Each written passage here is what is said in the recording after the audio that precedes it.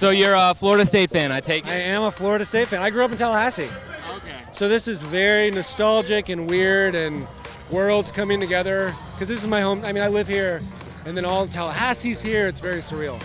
Did you go to a lot of Florida State games growing up? Totally. And this is kind of, because I remember like going behind the bleachers and like eating and socializing, and it was like a big vibe. So it's weird to be in that vibe again. It's like, and also I've been out of college a while, and so it's weird to be in the college vibe again. It's pretty fun. So what's it? Cheryl Hines and I grew up. We're both in Tallahassee, so we're supporting our team. So is it weird for you? Cheryl was saying in Los Angeles, it's kind of weird that there's this big football game because most people there's no NFL team here. Is that weird for you too? Most people I don't really talk about football's not a topic of conversation. So to be here and be around this is super fun. I mean, I'm from the South, so football is close to a religion. It's pretty close. Out here, you don't hear that much. So it's fun to be in the vibe again. Switching topics to Arrested Development, you're a little removed now from kind of the whirlwind of the season. Looking back, what stands out to you? Of the Arrested season? Yeah.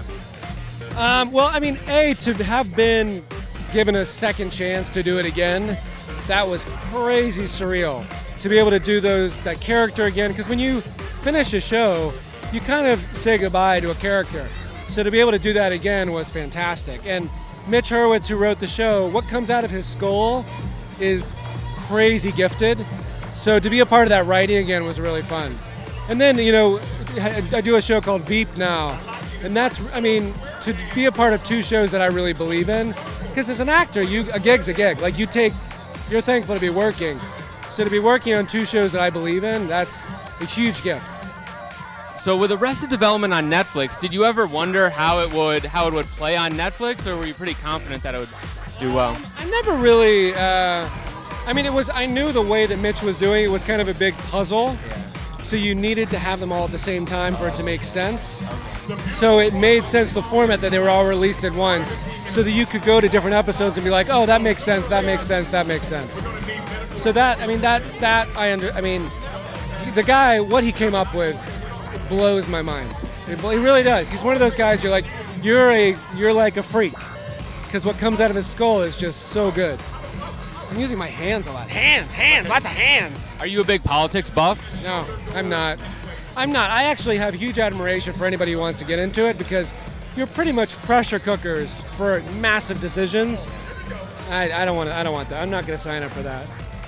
Have you learned a lot about, I'll say what's great about our show, though, is you see a behind-the-scenes look of these people that they got to freak out. They have to lose their minds. They have to, they're normal human beings. So to have that much stress on them, I like that we show the behind-the-scenes a little bit. Has it given you any more insight into how Washington works or maybe doesn't work?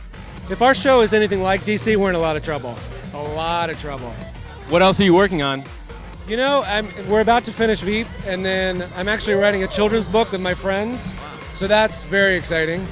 And then, just living the crazy actor's life.